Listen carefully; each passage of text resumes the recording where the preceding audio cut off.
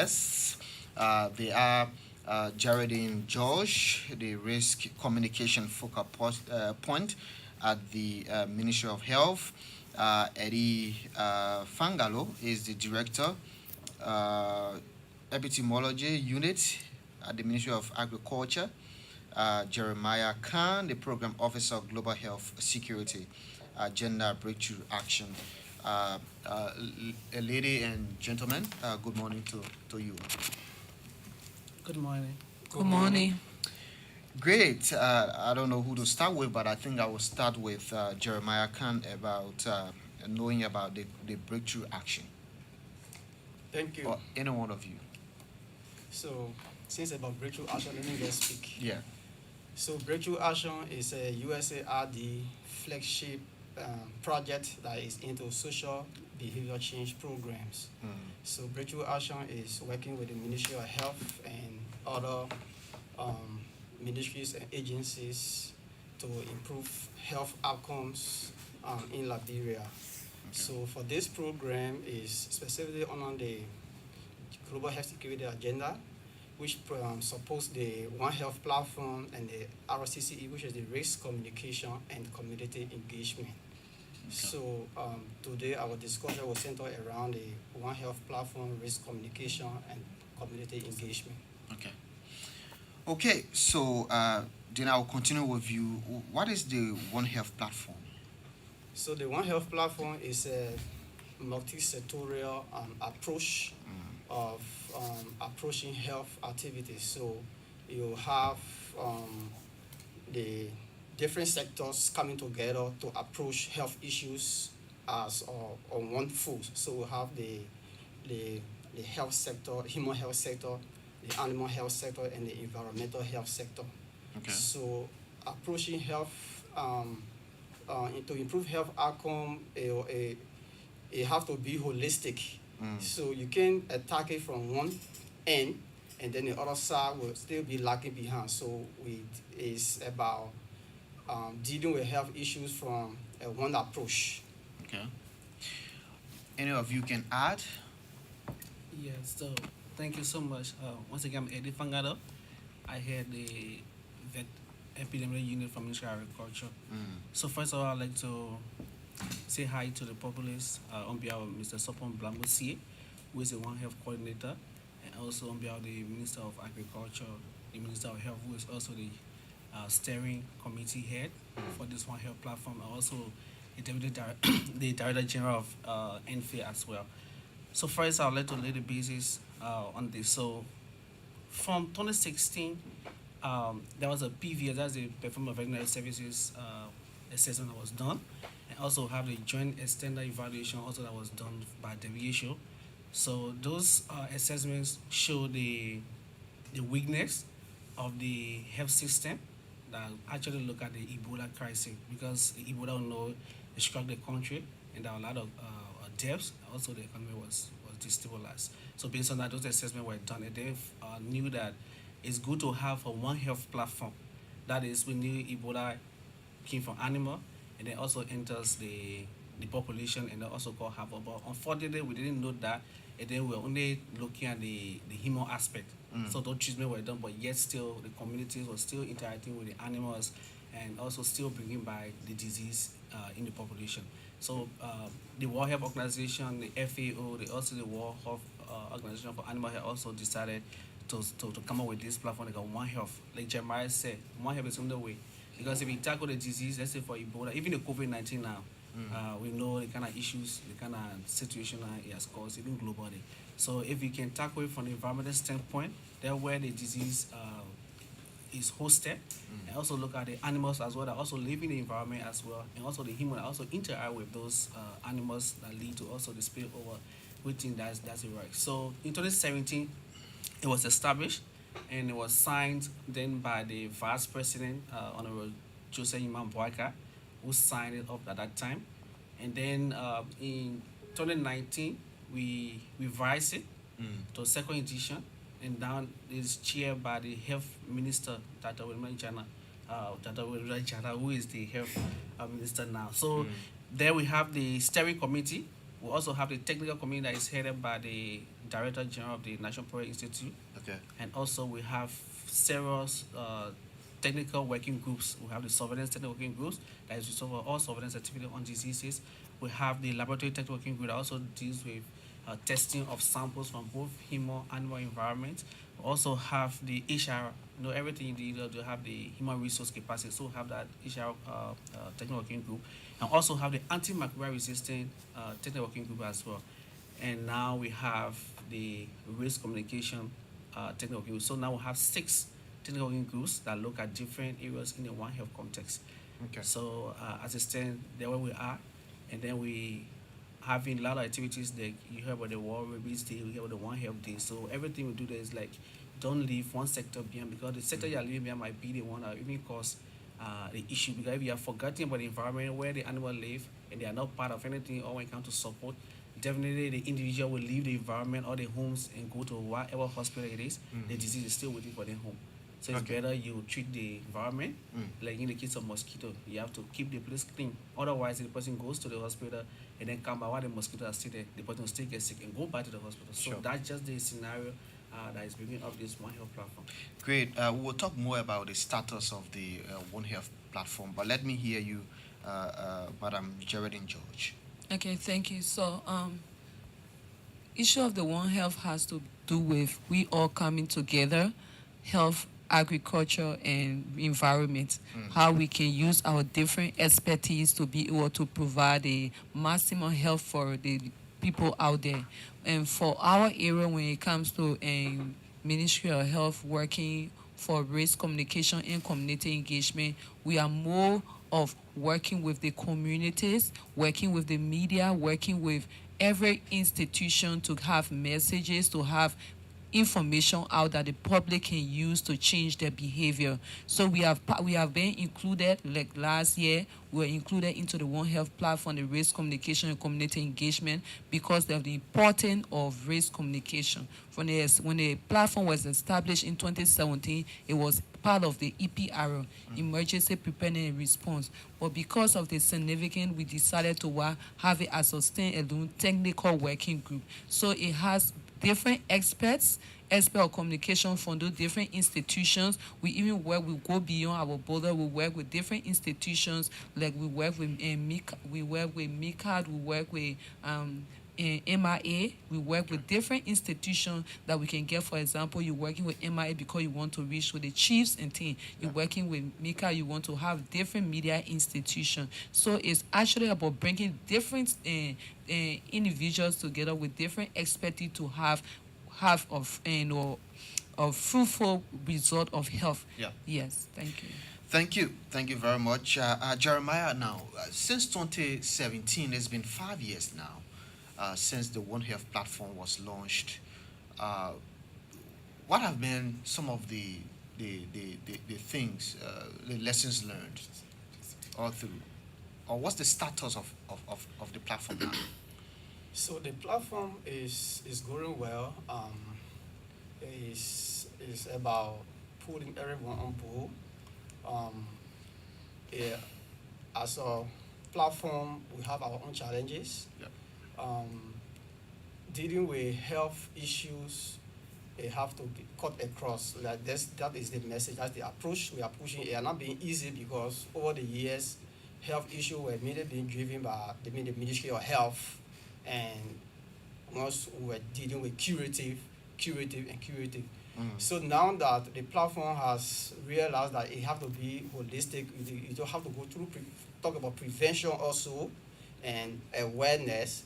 So the platform now is trying to pull everybody together, the 3 sectors, agriculture, health, and environment together. It has its own challenges, but right now, through the efforts of the coordinator, Mr. Soposie, there's a huge progress that have been recorded so far.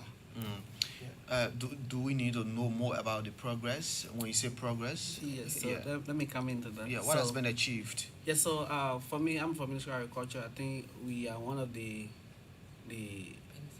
beneficiaries of the entire One Health, because prior to that, we never had the veterinary epidemiology unit established that is needed for animal health. Okay. And So it is it's because of the One Health, okay. yes, and also for no assessments. And I'll also let you know that it was because of that that 75% emerging diseases come from animal, and also 60% diseases that affect human come from animal as well.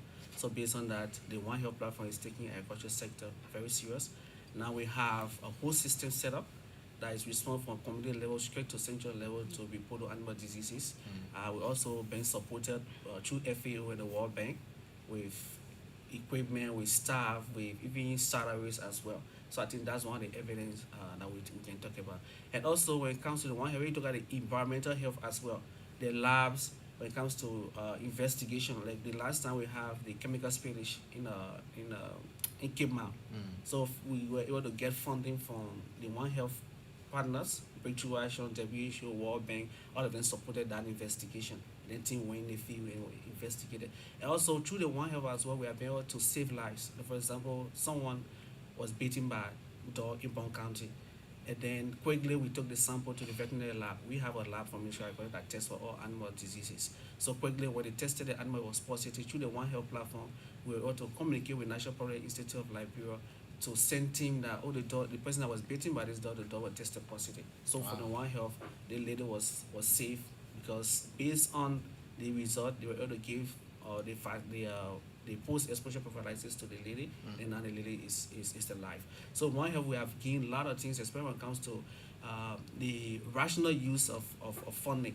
Because before agriculture will have a case in Bond County, let's say they have a outbreak, agriculture will have to go there as agriculture with different budget line. Yeah. And then also Ministry of Health has similar case because if the animal affect human, we go for the animal. The human also go for the human. So you have 3 different institutions going with 3 different budget lines, and that is almost wasteful spending. So with the One Health now, it's just a one team. It's synchronized now. Synchronized. So we are carrying one vehicle. If the 10 gallon of fuel is in that vehicle, Ministry of Health is in that vehicle. With every every specific, sector in that, exactly. Every sector in that one vehicle, as compared to before where you have 3 different vehicles going with 3 different institutions, and that's even you spend even triple of what one person. So we are getting a lot of things from this One Health platform, even though as Jeremiah said we have challenges, but I think we can count on the gains because I know this is new, but I think we are actually, even in the entire West Africa, Liberia has come number 1 when it comes to the One Health platform. So Geraldine, do we do clinical under the One Health? For example, under the One Health, can one benefit from going to the hospital or the clinic for treatment? So the issue of the One Health has to do with the entire system of health, right? So, for example, where you say if a dog bite a person, the person have to go to the hospital. Yeah. Yes. So, and that has to do with the clinical aspect. Yeah. So, and you carrying the dog to the veterinarian, then you also carrying the patient to the hospital to ensure that they have the rightful treatment. So it has to do with both and public health, and it has to do with both and another thing is clinical. Yes. Yeah. So yeah. And to, I mean, how has the collaboration been with the 3 institutions, the Health Ministry where you come from, the Ministry of Agriculture where he comes from, and also the Breakthrough Action? I mean, the collaboration, how has it been? Okay, so when we speak about collaboration, we look at the technical working group. Okay. That is the best platform we have for collaboration. Because if we say we want to work together, we can be in different areas and be working together. So we have the technical working group, like he spoke about. We have different technical working group. We have the surveillance, we have the EPRO, and we have the risk communication. So if, for example, if we're working together, we use our technical working group where we meet. We have meeting schedules. We meet to plan, and we meet to implement those activities. For example, if we want to go in the counties, we work with those technical working groups. Those technical working groups are also replicated at the county level. So we have it at the national level. We also have it at the county level. In that, we're able to work with agriculture at the county level, and we're also able to work with agriculture at the national level. So all of the institutions meet with those different meetings we plan. We have a yearly plan that we plan together and say, oh, agriculture, what are you doing when it comes to race communication this year? EPA, what are you doing? Health, what are you doing? And how can we engage the community together? That is the coordination platform. So we have a meeting schedule. We meet together. We also work with the county. Council also supposed to meet on the schedule also. Eddie can speak. Oh, okay. Yeah, Eddie. Yeah, so as you said, I think that's it. So for coordination, I think we always know that Ministry of Health is far ahead, Yeah. and they have a lot of infrastructures. And one thing I can also speak about from the animal health is that we try to picking back on what the Ministry of Health already has through the coordination. Like for example, whenever we have a vaccination, we don't have vaccine facilities to store the vaccines as Ministry of Agriculture, because normally we do the rabies vaccines. So through the collaboration of the One Health, we use the health facilities, coaching facilities to be able to store the vaccines for the period required. So I think the collaboration is good. As you said, every technical working group is represented by an institution. Okay. With one being chair and another being co-chair and other being member. Yeah. So with that, we meet at one point and then come up with a strategic plan on what to do and what moving forward. So there are partners of three. Ministry of Health, Agriculture. Yes, so we have Ministry of Health, we have Ministry of Agriculture, and the Environmental Health. Okay. That is the EPA. Three and sectors. also three sectors. Okay. But the only thing now we having one kind of challenge of the coordination is that from the crafting of this, EPA was not supported.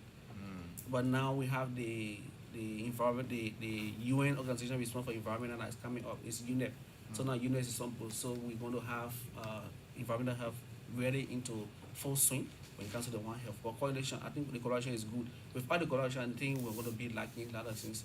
So have a lot of things that we're doing, and through the technical working groups, we meet and discuss things. So it's like every month we meet on a Monday basis, and also when there's an issue, when there's an outbreak, Yeah. we also have that done.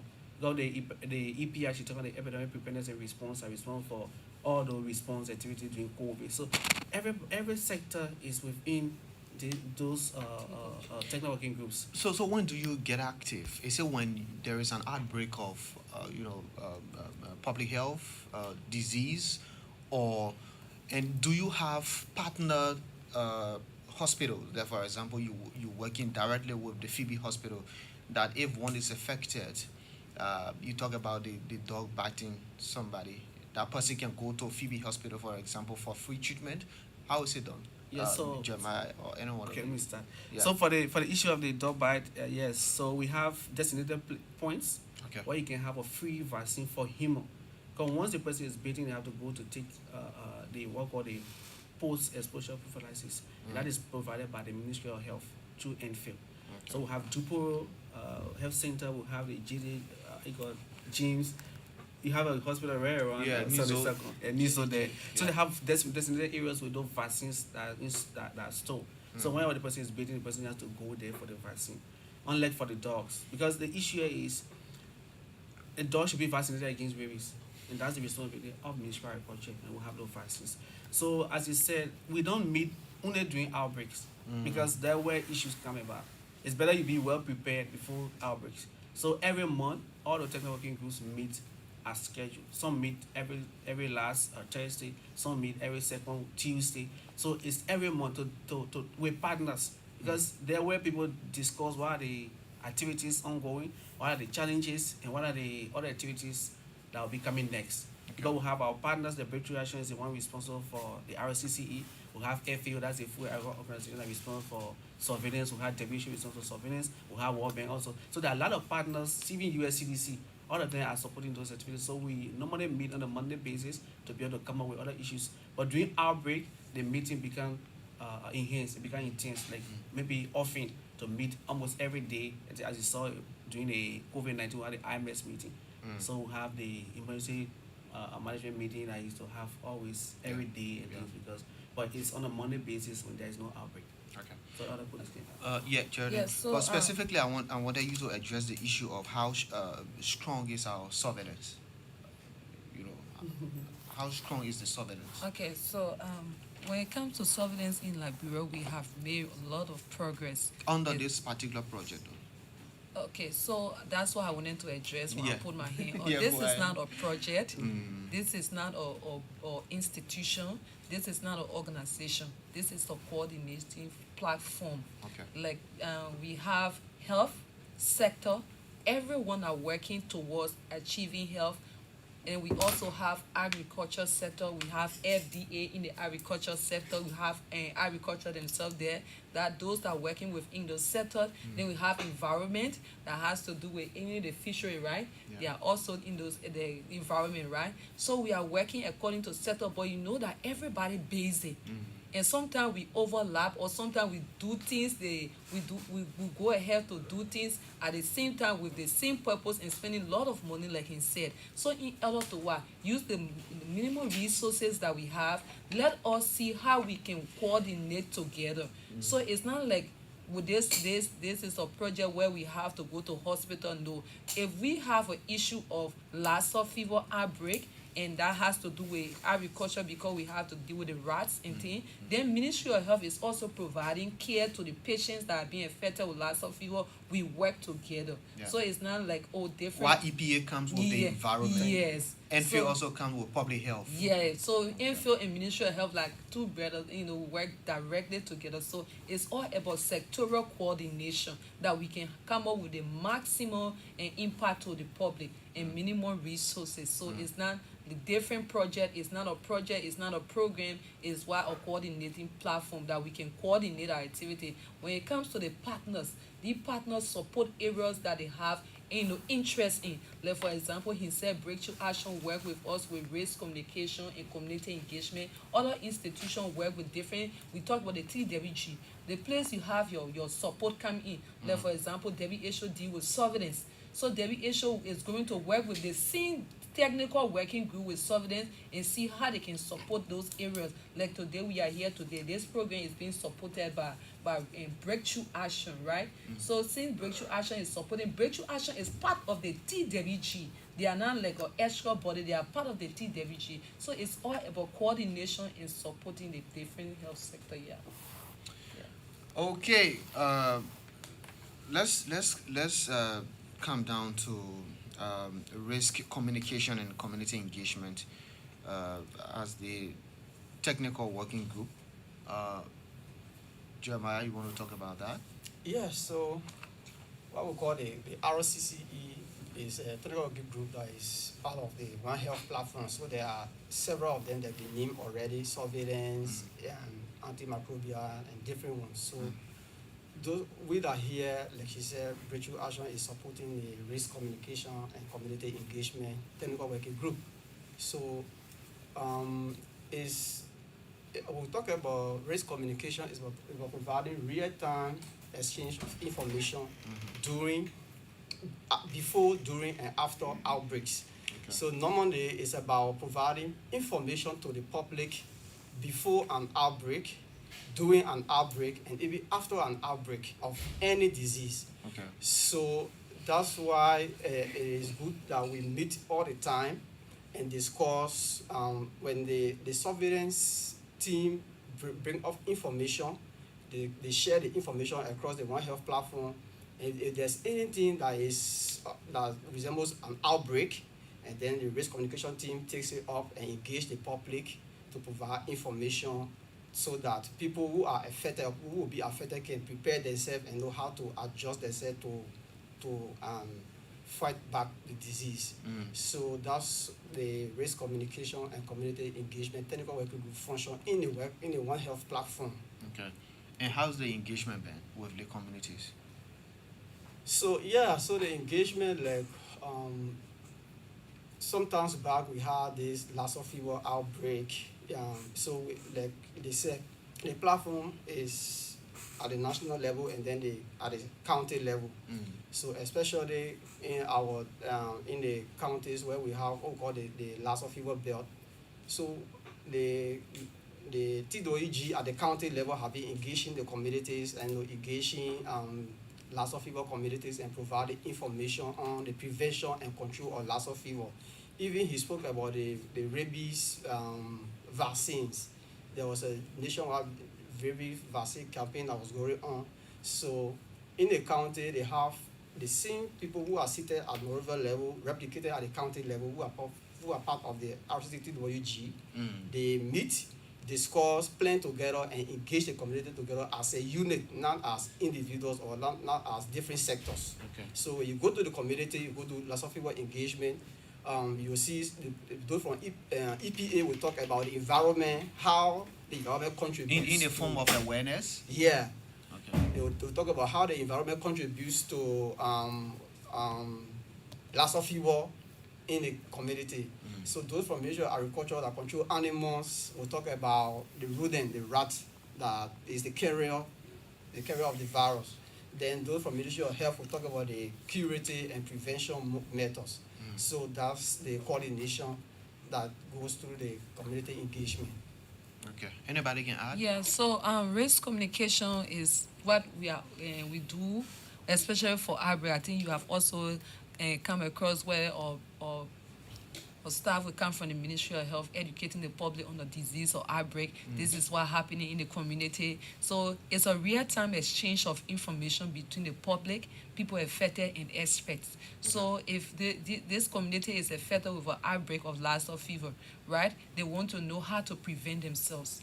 Right? You want to know the risks of the disease and how they can prevent or how they can protect or control the disease. So all of the processes involved with controlling that, informing the public is what we call race communication. So for race communication, we also have areas where like we said, we need to engage the communities. We need to make sure that the community is leading the process, because we have learned from previous outbreaks that when community are in charge of their own outbreak or those things that are happening to them, they also tend to be involved. But if you leave them out, just come and be providing messages on them, they just stand by and listen to you. When you leave, they also leave. But when you give them the charge to take control of their health, they come up with better results. Because in outbreak, there are different things that can happen. There are different emotions. So if you have the community involved, one of the things that we do when it comes to race communication, like I said before, we do engagement of the community before an outbreak. Different engagement, like you have advocacy meeting with the community, you have that relationship. Communication is not something that you just come to somebody, start having friendship with them. Communication is a relationship. So in order for us to have better results, we engage the community before. So race communication have different components. We have the area of media, where we make sure that messages that are coming on the radio, they are aired according to schedule. We come to EFBC and say we want to hear last of your message, and we'll be monitoring our messages that come. We also have the issue of rumor monitoring. When there is issue of rumor circulating on social media, even on the radios, what sometimes people just announce outbreak without the minister or the Ministry of Health knowing about it, because they have a case or they have certain issue in the community. Say, oh, there is an outbreak of a disease. You have to come and tell the public what is the difference between outbreak and what is the difference between these. So these are information that you provide on the radio. Those are rumors that you have to. You also look at the issue of partner coordination, right? Because if you don't coordinate, you don't have better results. So race communication also look at partner coordination, and we also look at the system. Do we have a system in place? So those are things that we look at when it comes to race communication. Yeah. Okay, if you just joined us, you're listening to the Super Morning Show on ELBC Radio. My guests are Geraldine George. She's the Risk Communication Focal Point at the Ministry of Health on the One Health platform. Eddie Fangalo is the Director for Vet Epidemiology Unit at the Ministry of Agriculture, and Jeremiah Khan, the Program Officer, Global Health Security Agenda, Breakthrough Action. Now, Geraldine, these risk communication messages that you put out, are you getting favorable feedbacks from the community? Okay. So whenever we put out the messages, before we even put out the messages, there are a series of processes that go on. So talk us through that. Yes. So the Ministry of Health and the One Health platform, like we have a coordinating body, like we said, the TWG, right? So the TWG, part of the TWG, we have a core team that are work on messages. So we develop the messages. We come together as experts with our partners coming together. We develop, for example, we develop lots of your messages. If we develop a message, we can't just sit down in our office and say, oh, this message is good for the public. We go into the community and pre-test those messages. Come to the old lady and come to those people in To the understanding of the yes, people. to the understanding. So we carry, for example, if we want to carry message in the school, we go to students. If we want to carry messages, for farmers, we go to farmers. Those are things that we do. So we carry those messages to the public and pre-test them. If the messages are pre-tested, then we take those messages and bring it back to the radio. So as we air those messages, we tend to see people tend to improve their behavior. So you see the outbreak, the how they call it, said the outbreak tend to reduce. You see people start to wash their hands, for example. You see people washing their hands. Those are feedback that we are getting, that these messages are actually reaching to the public. The Ministry of Health said we should wear masks. The Ministry of Health said we should wash our hands. The Ministry of Health said these are messages that are reaching to the public. Those are feedback that we get. So- Yeah. Yes. Yeah, so I think with that, we're also very appreciative of the Breakthrough Action through the RCCE, because when we first started nationwide vaccination campaign in 2015 and also 2018, we were finding it challenging to get farmers bringing their animals, because the mind was, wow, I've never seen animal taking vaccine before. Why can you tell us to take our animal for vaccination? We have not seen that before. But through Breakthrough Action, FAO, and other partners, we were able to produce jingles on some of the animals' diseases as well.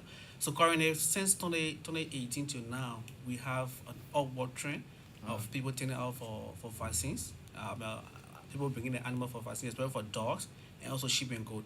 So I think that's one of the real time impact we have seen, that even as we sit here, people are calling for the dogs to be vaccinated, because at least now they are aware. Because others were thinking that when you vaccinate your dog, you cannot kill your dog to eat that.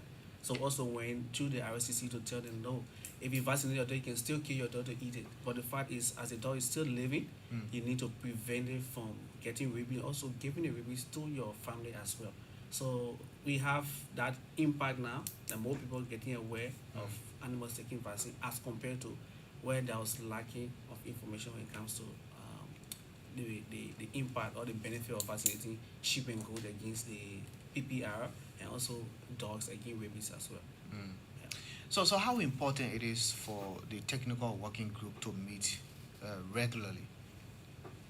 So the issue about meeting regularly is good, because there were people from other institutions bring on board what has been done, and then what are also the shortcoming. And as Jerry said, we know people, even almost all government institutions, like overlapping functions somehow, because you see agriculture will be into animal, FDA is also into animal. So if you come on board with those activities, people say, no, I think this is your mandate, but this is how you should go. Otherwise, people just, even Ministry of Health and Ministry of Agriculture, will also have some overlapping issues that need to be done. So at the coordination, as you said, the coordination platform is where we checkmate people. We say, even though this is what you want to do, but I think the lead is this institution, because the entire governance manual has that structure. Who is co-chair to who is the chair on technical working group, who is co-chair. So all the technical working groups have co-chair and chair based on the institutional mandate. Otherwise, when people are implementing side, it also lead to duplications of function, even duplication activities, where people waste a lot of resources. So for MOA, if I come and say, okay, FAO is supporting this activity, then for example, this area we are doing now, maybe I might have gone to FAO for FAO to support this area, and then Breakthrough Action also doing the same thing. So nice duplication right there. The same money that is used here through Breakthrough Action will be the same money also will be used by FAO. So those are the importance of coordination. So it's where we really checkmate, like through the One Health coordinator, that is support Blambo CA, and also other technical working groups as well lead. We sit and then decide on what activity we want to do, and they'll see, no, this partner is doing this, we move that. This partner is doing this one, we move that. So the meeting is really good when it comes to, and that's the greatest impact. As we said, we are donor dependent, so it's good that we try to maximize the minimum resources we have without duplications. Because when duplicating, you waste resources, and when the time comes to really need a resource to use it, at the end, it's not there. So that's actually the importance of meeting every time to be able to avoid duplications and save some funding for the actual happenings to be prevented. Okay, so somebody wants to add before we go to the phone lines. If not, then if you want to be a part of the program, you can call us on 080 096 096. Better still 077058 1886. Let's hear from this person. Good morning. Yeah, good morning. Good morning. What's the name? Okay, this is Ed Lauren Bobo calling from Lufoya District 1. First of all, I'm a HAC. Let me say hi to my boss, the Breakthrough Action boss in the studio there. Well, like my concern this morning, we have been in our district here. We are 19. We are HAC members that we visit our community first Friday and the last Friday every month. But seeing that time, what are the status, what the plan they have for local cabinet to be specific? Thank you so much. Thank you. Thank you so much. Call us on 080 096 080 096 or 077058 1886. Let's hear from this person. Good morning. Morning. Hello? Hello. Good morning. Morning. What's the name? There is Christian Nippon calling from the Meridian County, Cleveland City, New Jerusalem to be precise. Let's hear you, sir. Let me say good morning to your studio guest and let me say good morning to Mr. Edwin Pangola, the epidemiologist. You know, it's good enough, to be inclusive in everything you do. I myself is an epidemiologist, but bringing agriculture or bringing EPA, in EPR, it's a good thing, to conglomerate and get on one goal. So I'm very happy on my side here to listen to the program. But my recommendation is that, you should make it to be nationwide. It should not be only limited to Moravia. Yeah. Okay. It should not be limited to Moravia. Okay. And I'm also happy to hear about the zoonosis. Because of zoonosis, we have the Ebola outbreak. And if you are carrying the information on, it will help Liberia as a whole, not individual. So thank you very much for the show. I'm highly appreciate it. Thank you. Thank you so much. Call us on 080 096 096. Let's hear from this person. Good morning. Morning. Good morning. Good morning. What's the name? Thank you. This is Daniel Sobodin and Johnny Hopkinsdale. I want to appreciate your studio guests, and I think they do extremely well in what they do. But I want to know how effective it is around the 15 counties, because when we talk about the animal vaccination, sometimes they not only muscle rattle, other people have animals on our side that affect that the disease affect. So how effective are they across the country? Okay. Thank you. We can take one more call and go back to our guests on 080 and be live on the Super Morning Show this morning. I have with me my guest from the One Health platform. Well, if not, then we can come to you. I will start with you first, Jeremiah. Your parting comments and your response to the concerns. Yes, so the first caller, we talk about HAC members from LUFA. So the HAC members, they are community volunteers that work in their communities and advocate for health services, improve health services in their communities. So they are in all the districts and counties where Breakthrough Action work. Even though I didn't understand his question, but I think they are doing a very good work and they continue to engage the communities. Even we'll talk about these zoonotic diseases and providing information to the public, even in their own local language. which is good. So that is something that I want to appreciate. So Breakthrough Action is grateful to be partnering with the One Health platform through funding from USAID, and we hope that this platform can reach to a level that it can have and sustainability. That even without donor funding, that the platform can stand and continue to improve health outcomes in the country. So we are pleased to be partner to this platform that is moving across the country. Somebody talk about 15 counties. So the One Health platform is across the 15 counties, and at every county we have the RCCETWG that is functioning and at different levels. So I want to say thank you, and thank you to the Reverend people. Great. Let's hear you, Geraldine. Okay, so I want to use this time to say thank you to the Breakthrough Action, and a more grateful thanks go to Mr. Chester Smith, who is my boss, my direct boss at the Ministry of Health. He is the current chair for the Race Communication and Community Engagement Technical Working Group. We also have the co-chair, Sam Tabla, from Agriculture. So I want to use this time to say I'm grateful that I'm here, be able to provide information for the race communication and community engagement, which is very significant. We can have all of the information on diseases, but if the public, those that are supposed to prevent diseases, if they don't have the rightful information, they won't be able to help themselves. So race communication coordination technical working group, like Jeremiah has said, it is all over the 15 counties to the color.